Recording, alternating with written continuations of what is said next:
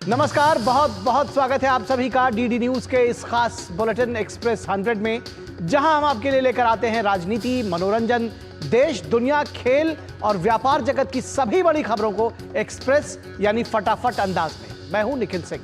तो देखिए खबरें तेज रफ्तार से। प्रधानमंत्री नरेंद्र मोदी ने रविवार को मन की बात कार्यक्रम की 115वीं कड़ी में देशवासियों के साथ अपने विचार साझा किए। पीएम मोदी ने मन की बात कार्यक्रम में कहा कि सरकार देश की दो विभूतियों भगवान बिरसा मुंडा और सरदार पटेल का 150वां जन्म जयंती वर्ष मनाएगी।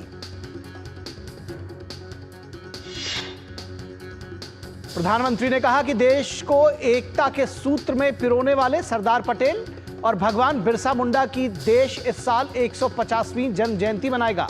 इस साल 31 अक्टूबर से सरदार पटेल की जन्म जयंती वर्ष की शुरुआत होगी। सरकार ने 2 साल तक सरदार पटेल की जन्म जयंती वर्ष मनाने की घोषणा की है।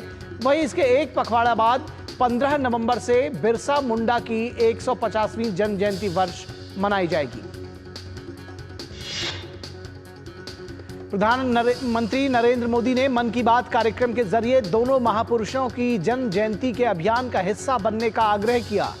उन्होंने आम जनता से सरदार पटेल के विचार और कार्यों के साथ साथ भगवान बिरसा मुंडा की प्रेरणाओं को सोशल मीडिया पर साझा करने की अपील की। पीएम मोदी ने कहा कि महात्मा गांधी और स्वामी विवेकानंद की 150वीं जन्म जयंती वर्ष से देश की जनता और नई पीढ़ी को दोनों महापुरुषों के बारे में एक बार फिर से काफी कुछ जानने और सीखने का मौका मिला था। इसी तरह भगवान बिरसा मुंडा और सरदार पटेल की जन्म जयंती वर्ष से इन दो विभूतियों के बारे में भी जानने का और मौका मिलेगा।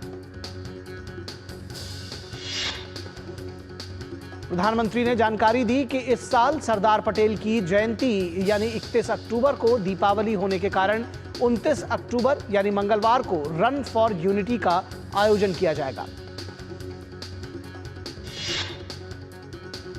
पीएम मोदी ने सभी देशवासियों से रन फॉर यूनिटी में हिस्सा लेकर एकता के मंत्र के साथ फिटनेस का मंत्र फैलाने की अपील की। प्रधानमंत्री ने मन की बात में कहा कि देश हर क्षेत्र में आत्मनिर्भर बनने की दिशा में काफी तेजी से कदम बढ़ा रहा है।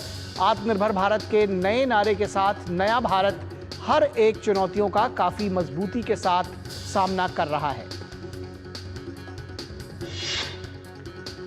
पीएम मोदी ने कहा कि अब देश का नागरिक हर एक चुनौती को अवसर के रूप में देख रहा है और नवाचार कर नए मुकाम हासिल कर रहा है। पीएम ने कहा कि एनिमेशन का क्षेत्र भी एक ऐसा ही क्षेत्र है जहां नई तकनीक के जरिए देश काफी तेज गति से आगे बढ़ रहा है। गेमिंग स्पेस के तेजी से विस्तार के कारण भारतीय गेम दुनिया में काफी तेजी से लोकप्रिय हो रहे हैं। और प्रधानमंत्री नरेंद्र मोदी ने मन की बात कार्यक्रम की 115वीं कड़ी में भारत को ग्लोबल एनिमेशन पावर हाउस बनाने की अपील की।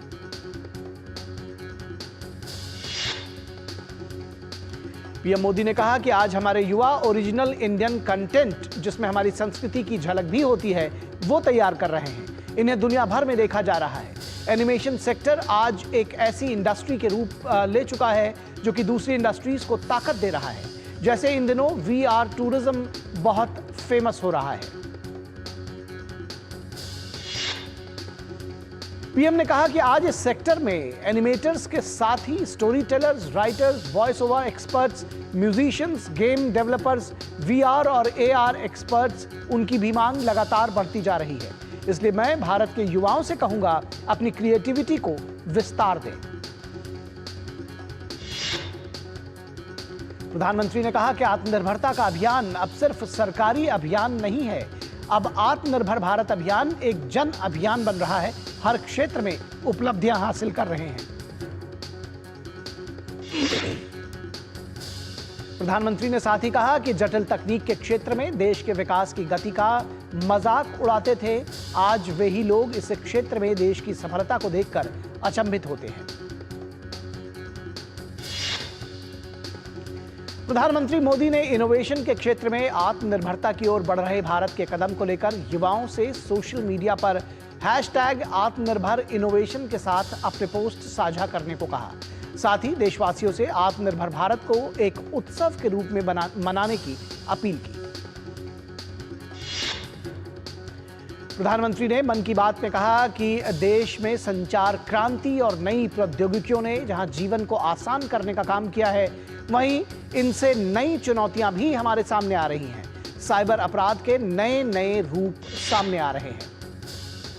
पीएम ने कहा कि आजकल लोग डिजिटल अरेस्ट का आसानी से शिकार हो जा रहे हैं। हर वर्ग और हर उम्र के लोग डिजिटल अरेस्ट का शिकार हो रहे हैं। प्रधानमंत्री ने लोगों से इस तरह के अपराध से बचने के लिए डिजिटल सुरक्षा के 3 चरणों का जिक्र किया। प्रधानमंत्री ने कहा कि मैं आपको डिजिटल सुरक्षा के 3 चरण बताता हूं। ये 3 चरण हैं: रुको, सोचो, एक्शन लो। कॉल आते ही रुको, घबराएं नहीं, शांत रहें, जल्दबाजी में कोई कदम ना उठाएं, किसी को अपने व्यक्तिगत जानकारी ना दें, संभव हो तो स्क्रीनशॉट लें और रिकॉर्डिंग जरूर करें। प्रधानमंत्री ने कहा कि डिजिटल सुरक्षा का दूसरा चरण है सोचो। कोई भी सरकारी एजेंसी फोन पर ऐसे धमकी नहीं देती, ना ही वीडियो कॉल पर पूछताछ करती है, ना ही ऐसे पैसे की मांग करती है। अगर डर लगे तो समझिए कुछ गड़बड़ है। प्रधानमंत्री ने कहा कि डिजिटल सुरक्षा का तीसरा चरण है एक्शन लो। राष्ट्रीय साइबर हेल्पलाइन 1930 डायल करें, cybercrime.gov.in पर रिपोर्ट करें, परिवार और पुलिस को सूचित करें, सबूत सुरक्षित रखें। प्रधानमंत्री मोदी ने कहा कि साइबर अपराधों से बचने के लिए केंद्र और राज्य सरकारें मिलकर काम कर रही हैं। साथ ही ऐसे अपराधों से बचने के लिए सरकार की तमाम एजेंसियों के बीच तालमेल बनाने के लिए राष्ट्रीय साइबर समन्वय केंद्र की स्थापना की गई है। प्रधानमंत्री ने मन की बात की 115वीं कड़ी में लोगों से साइबर अपराधों से बचने के लिए जागरूकता फैलाने की अपील की। प्रधानमंत्री नरेंद्र मोदी ने मन की बात में कुछ उदाहरणों का जिक्र करते हुए सभी लोगों से भारत की सांस्कृतिक पहलों के बारे में कल्चरल ब्रिजेस के साथ सोशल मीडिया पर पोस्ट साझा करने की अपील की। केंद्रीय मंत्री और भारतीय जनता पार्टी के राष्ट्रीय अध्यक्ष जेपी नड्डा ने अपने निवास पर मन की बात कार्यक्रम को सुना। रांची में केंद्रीय मंत्री शिवराज सिंह चौहान ने मन की बात कार्यक्रम सुना। कार्यक्रम के बाद शिवराज सिंह चौहान ने कहा कि प्रधानमंत्री मोदी ने मन की बात को जन जागरूकता का अभियान बना दिया है। उत्तर प्रदेश के बीजेपी अध्यक्ष भूपेंद्र सिंह चौधरी ने पीएम मोदी की मन की बात को प्रेरणादायी बताया। उन्होंने कहा कि पीएम मोदी ने वोकल फॉर लोकल की बात कर त्योहारों के इस मौसम में आत्मनिर्भर भारत के अभियान को और मजबूत किया है।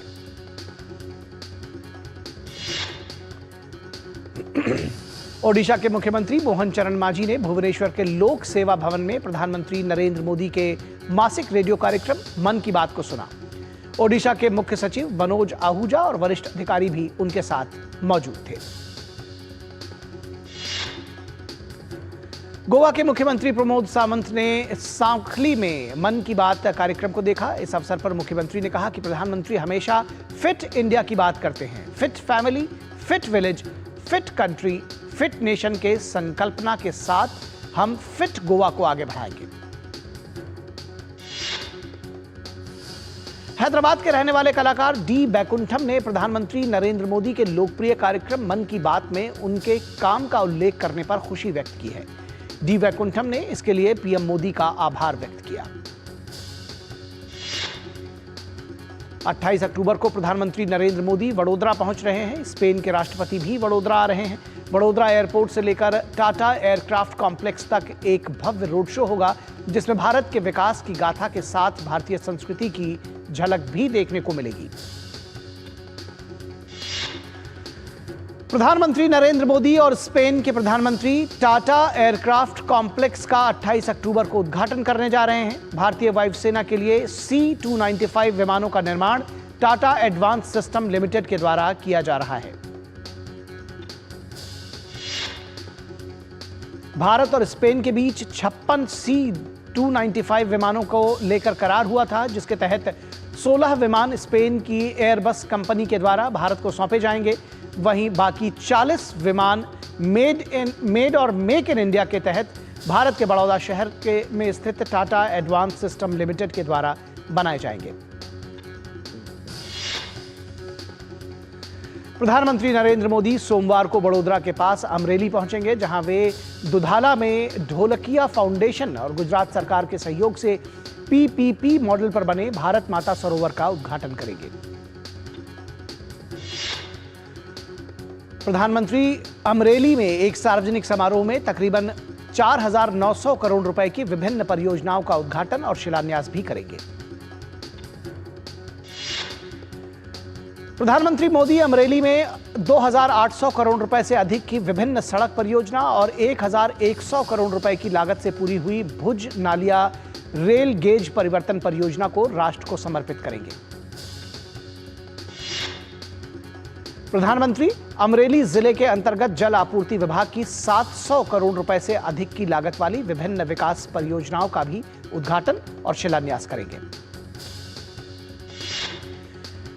केंद्रीय गृह मंत्री अमित शाह ने रविवार को कोलकाता से सटे उत्तर 24 परगना जिले में पश्चिम बंगाल के लैंड पोर्ट पेट्रापोल में यात्री टर्मिनल भवन और मैत्री द्वार का उद्घाटन किया। गृह मंत्री ने पश्चिम बंगाल के लैंड पोर्ट पेट्रापोल में यात्री टर्मिनल भवन और मैत्री द्वार को प्रधानमंत्री नरेंद्र मोदी की दूरदर्शिता का प्रतीक बताया। केंद्रीय गृह मंत्री अमित शाह ने कहा कि पीएम मोदी ने आंतरिक सुरक्षा, सीमाओं की सुरक्षा को मजबूत बनाया। उन्होंने कहा कि पिछले 10 वर्षों में लैंड पोर्ट्स अथॉरिटी ने प्रगति की है। पश्चिम बंगाल के दौरे पर पहुंचे केंद्रीय गृह मंत्री ने घुसपैठ को लेकर मुख्यमंत्री ममता बनर्जी पर जमकर निशाना साधा। अमित शाह ने कहा कि राज्य में शांति तभी आ सकती है जब बांग्लादेशी घुसपैठियों पर पूर्ण रूप से अंकुश लगेगा। अमित शाह ने पश्चिम बंगाल सरकार से घुसपैठियों को बेदखल करने के लिए जनता से 2026 में सत्ता भाजपा के मजबूत हाथों में सौंपने का आह्वान किया। उन्होंने कहा कि राज्य के विकास के लिए राज्य प्रायोजित घुसपैठ को रोकना होगा।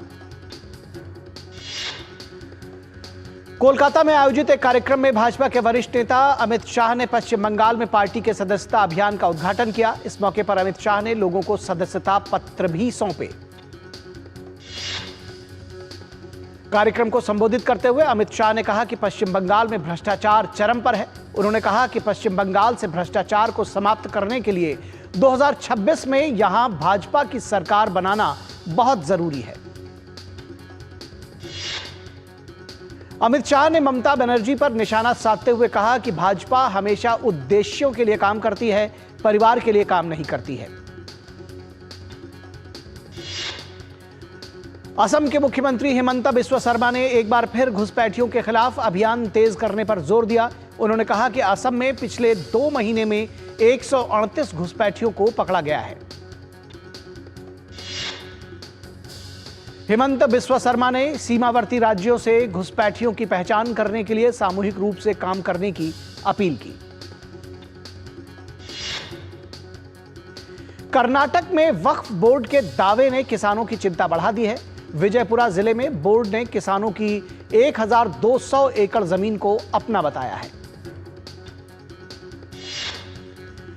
विजयपुरा जिले के होनवाड़ा गांव की 1,200 एकड़ जमीन पर शाह अमीनुद्दीन दरगाह ने अपना हक जताया है। स्थानीय तहसीलदार ने जमीन मालिक किसानों को नोटिस भेजकर इसका जवाब मांगा है। किसानों ने आरोप लगाया कि जमीनों के मालिकाना हक से जुड़े दस्तावेजों में पहले ही बदलाव कर दिया गया है। किसानों का इसे अपनी पुश्तैनी जमीन होने का दावा कर रहे हैं। वक्फ बोर्ड के इस दावे को लेकर भाजपा राज्य सरकार पर हमलावर है। भाजपा का कहना है कि तुष्टीकरण की राजनीति के चलते कांग्रेस सरकार किसानों की जमीन को वक्फ बोर्ड को सौंपने की साजिश रच रही है। और एक्सप्रेस 100 में रुकेंगे एक छोटे से ब्रेक के लिए। कहीं मत जाइएगा, जल्द हाजिर होंगे। कभी नाच गाना और बेहतरीन खाना, कभी सास बहू की नोक-झोंक में स्वाद का मुस्कुराना, कभी रिश्तों में मुस्कुराहट और स्वाद भरना। असली मसालों का उपहार MDH बनाए खास हर त्योहार, क्योंकि हर रिश्ता है स्वाद से जुड़ा। आइए मनाएं खुशियों की दीपावली MDH मसालों वाली। बेटियां घर की रौनक हैं। बेटियां घर संवारती हैं। बेटियां पीढ़ियां सजाती हैं। बेटियां घर की बुनियाद कहलाती हैं। बेटियों को सलाम करता है मोंगिया स्टील, स्टील का बादशाह। ये तुम्हारा खेत नहीं, खेल का मैदान है। अकेले क्या कर लोगे? अकेले नहीं, मेरे साथ है मेरा यार, जिसके सामने हुई अड़ियल मंडूसी की भी हार तुम्हारी तरह। IIL के ट्रैक्टर ब्रांड का मिलियन, गेहूं का पहरेदार, अड़ियल मंडूसी की हार। हाथ धोकर आते हैं। साबुन की जगह हैंड वॉश। मोहन का प्रमोशन हो गया क्या? सैवलॉन हैंड वॉश तो हमारा रोज का है। सिर्फ 10 रुपए में 200 ml हैंड वॉश बनाओ। Savlon powder to gel hand wash, germ से बचाए, शान बढ़ाए। जिंदगी की हर छोटी बड़ी जरूरत के लिए आप जो सपने सजाते हैं, बस उसी उम्मीद को तो हम सहारा लगाते हैं। SIP आपकी सेविंग्स को आपकी खातिर काम पर लगाएगी। आज ही अपनी पहली SIP की शुरुआत करें। अधिक जानकारी के लिए अपने वित्तीय सलाहकार से परामर्श करें। LIC म्यूचुअल फंड द्वारा निवेशक शिक्षा की एक पहल। म्यूचुअल फंड निवेश बाजार के जोखिम के अधीन हैं। योजना से संबंधित सभी दस्तावेजों को ध्यान से पढ़ें। ब्रेक के बाद एक बार फिर आप सभी का स्वागत है और एक्सप्रेस 100 के सफर को आगे बढ़ाते हैं। तेलंगाना में भी वक्फ बोर्ड के नियमों के सहारे मलकानगिरी और रंगारेड्डी जिले के में 750 एकड़ जमीन पर पंजीकरण विभाग ने बिक्री और खरीद पर रोक लगाने का आदेश दिया है। दरअसल वक्फ बोर्ड ने मेडचल मलकाजगिरी जिले के 20 से 30 सर्वेक्षण संख्या में फैली लगभग 328 एकड़ सूखी भूमि और 50 एकड़ आर्द्र भूमि पर अपना दावा ठोक दिया है। महाराष्ट्र में समाजवादी पार्टी भी महाविकास आघाड़ी के गठबंधन में अपने लिए ज्यादा से ज्यादा सीटें चाहती है। पार्टी प्रमुख अखिलेश यादव ने भी जता दिया है कि उनके मन मुताबिक सीटें नहीं मिलती हैं तो वे अपना रास्ता अलग कर लेंगे। उन्होंने ताकीद की कि राजनीति में त्याग की कोई जगह नहीं है। अखिलेश यादव के बयान के बाद महाराष्ट्र कांग्रेस प्रभारी रमेश चन्नीथल्ला ने कहा कि गठबंधन में सभी को अधिक सीटें नहीं दी जा सकती हैं। महाराष्ट्र विधानसभा चुनाव के लिए शिवसेना शिंदे गुट ने दूसरी सूची जारी की। दूसरी सूची में 20 उम्मीदवारों के नाम शामिल हैं। कांग्रेस ने महाराष्ट्र के लिए 14 नामों की एक और सूची जारी की है। कांग्रेस ने अंधेरी पश्चिम और औरंगाबाद पूर्व सीट पर प्रत्याशियों को बदल दिया है। महाराष्ट्र विधानसभा चुनाव के लिए एनसीपी अजित पवार गुट ने उम्मीदवारों की तीसरी सूची जारी की है। सूची में 4 उम्मीदवारों के नाम शामिल हैं। एनसीपी अजित पवार ने गेवराई निर्वाचन क्षेत्र से विजय सिंह पंडित, फलटण से सचिन सुधाकर पाटिल, निफाड़ से दिलीप काका बनकर और पारनेर निर्वाचन क्षेत्र से काशीनाथ दांते को उम्मीदवार बनाया है। महाराष्ट्र विधानसभा चुनाव के लिए तैयारियां जोरों पर हैं। इस कड़ी में विदेश मंत्री एस जयशंकर मुंबई में एक संवाददाता सम्मेलन में शामिल हुए। इस दौरान विदेश मंत्री ने कहा कि भारत के हितों को अंतर्राष्ट्रीय स्तर पर ले जाने के लिए केंद्र सरकार और राज्य सरकारों को साथ काम करना होगा। इसके साथ ही एस जयशंकर ने कहा कि भारत की सीमा सुरक्षा के लिए हम हमेशा तत्पर हैं। उन्होंने अवैध शरणार्थियों पर भी चिंता व्यक्त की। विदेश मंत्री ने मुंबई में एक संवाददाता सम्मेलन में कहा कि हम देपसांग और डेमचोक जैसे क्षेत्रों में 31 अक्टूबर 2020 से पहले वाली गश्त व्यवस्था पर लौटने की उम्मीद करते हैं। झारखंड विधानसभा चुनाव में रुपयों और संसाधनों के दुरुपयोग के खिलाफ अभियान चलाया जा रहा है। राज्य के अपर मुख्य निर्वाचन पदाधिकारी डॉक्टर नेहा अरोड़ा ने बताया कि इस अभियान में केंद्र और राज्य की 24 से अधिक एजेंसियां लगी हुई हैं। अपर मुख्य निर्वाचन पदाधिकारी डॉक्टर नेहा अरोड़ा ने बताया कि झारखंड विधानसभा चुनाव में रुपयों और संसाधनों के दुरुपयोग के खिलाफ अभियान में सबसे ज्यादा 47 करोड़ से भी अधिक की राशि और सामग्री की बरामदगी पुलिस विभाग की कार्रवाई में हुई है, जबकि राज्य के वाणिज्य कर विभाग ने 4 करोड़ 46 लाख से अधिक की बरामदगी की है। उपराष्ट्रपति जगदीप धनखड़ ने गुवाहाटी में कृष्ण गुरु इंटरनेशनल स्पिरिचुअल यूथ सोसाइटी के 21वें अंतर्राष्ट्रीय सम्मेलन में मुख्य अतिथि के तौर पर हिस्सा लिया। इस कार्यक्रम में उपराष्ट्रपति ने कहा कि आज के समय में देश और दुनिया को जोड़ने वाला एक ही विचार है और वो है भगवान कृष्ण गुरु, जिनके विचारों और सिद्धांतों से दुनिया को एक नई दिशा मिलती है। लोकसभा अध्यक्ष ओम बिरला ने ओडिशा की राजधानी भुवनेश्वर के पाटिया में Kalinga institute of industrial technology के कन्वेंशन सेंटर में KIIT school of public policy का उद्घाटन किया। KIIT school of public policy के उद्घाटन समारोह के दौरान ओम बिरला ने कहा कि पब्लिक पॉलिसी किसी भी राष्ट्र का महत्वपूर्ण अंग होती है। लोकसभा अध्यक्ष ने समतामूलक समाज स्थापित करने के लिए एक बेहतर पब्लिक पॉलिसी पर जोर दिया। और 8वां प्रवासी भारतीय दिवस ओडिशा के भुवनेश्वर में आयोजित किया जाएगा। ओडिशा दौरे पर पहुंचे लोकसभा अध्यक्ष ओम बिरला ने प्रवासी दिवस को लेकर यहां चर्चा की। ओम बिरला ने कहा कि दुनिया भर में ओडिशा मूल के लोग प्रवासी भारतीय दिवस में भाग लेंगे। ओडिशा में निवेश करके वे ओडिशा के विकास में बड़ी भूमिका निभाएंगे।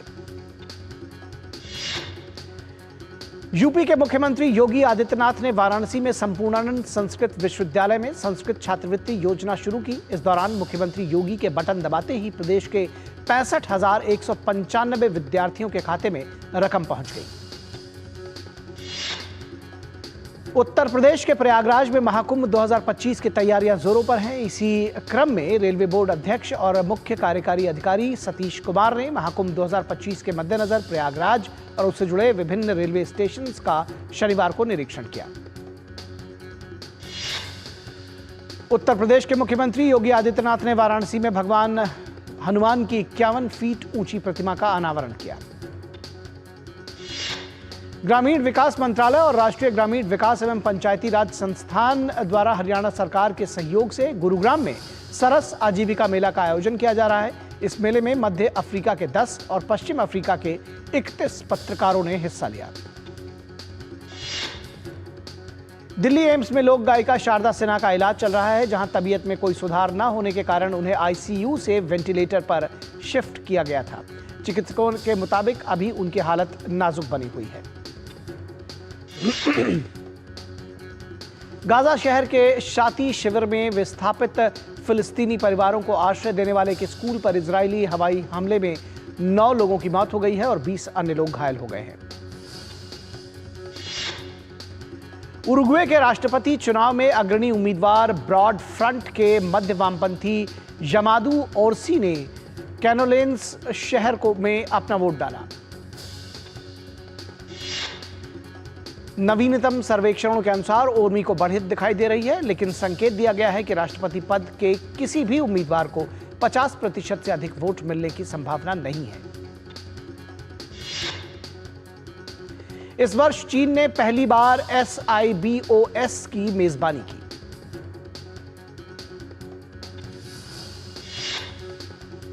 और यहां रुकेंगे एक और छोटे से ब्रेक के लिए, कहीं मत जाइएगा, जल्द हाजिर होंगे। बात जब पीढ़ियों के लिए बनने वाले घर की हो तो जिम्मेदारी बड़ी हो जाती है। गैलेंट समझता है ये जिम्मेदारी। अब डबल M रिब्स के साथ गैलेंट एडवांस TMT रीबार, निर्माण का रियल हीरो। सोने की चमक और बढ़ जाती है जब वो खरा हो। अब आप कहेंगे कि ये सोना खरा है, ये मैं कैसे जानती हूँ? मैं क्या जौहरी हूँ? जी नहीं, लेकिन BIS ने इसे बहुत आसान बना दिया है। गोल्ड ज्वेलरी पर 6 अंकों वाले HUID कोड के साथ हॉल मार्किंग मैंडेटरी कर दी है।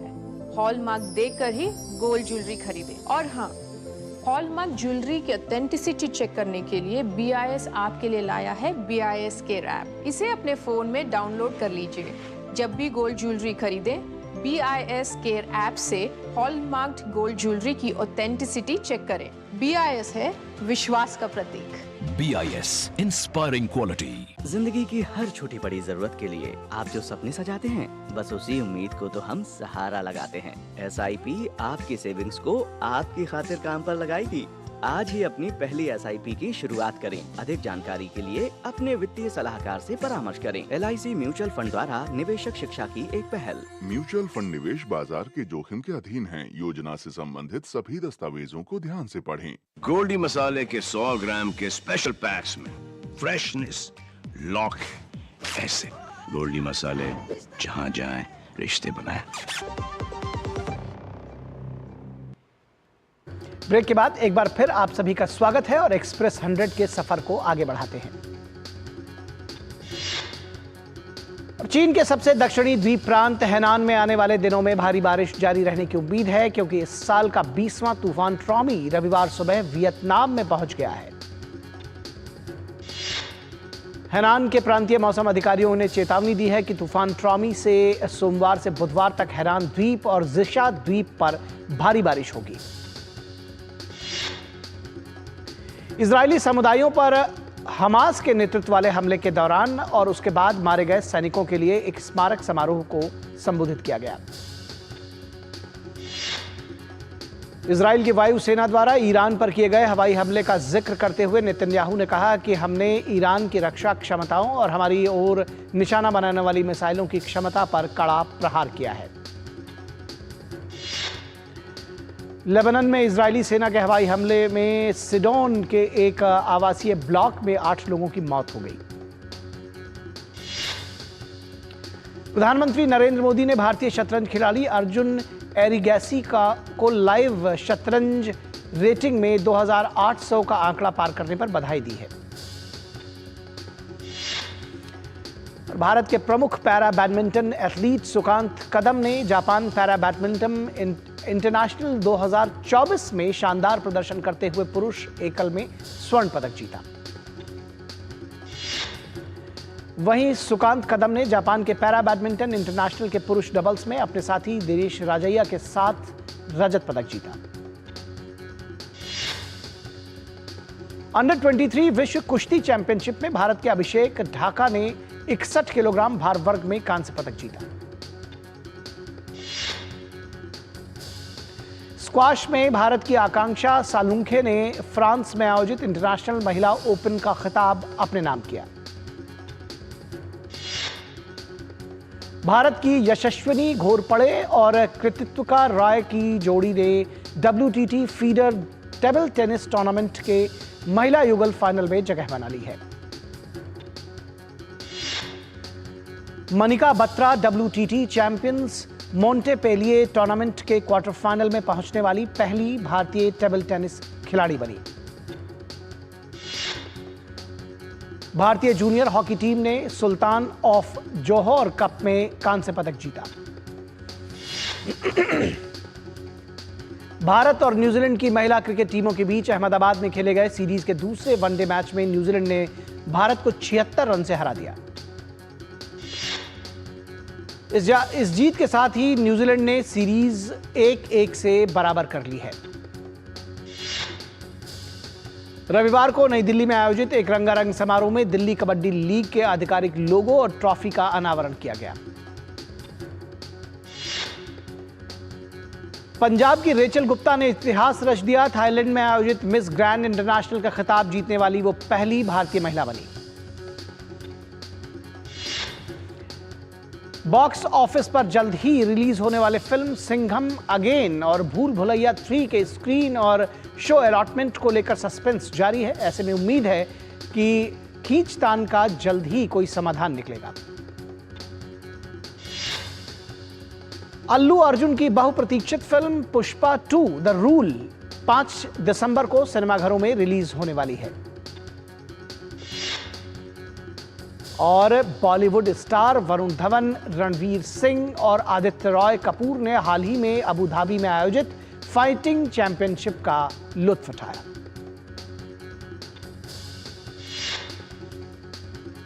तो एक्सप्रेस न्यूज में फिलहाल इतना ही। हमें दीजिए इजाजत। नमस्कार।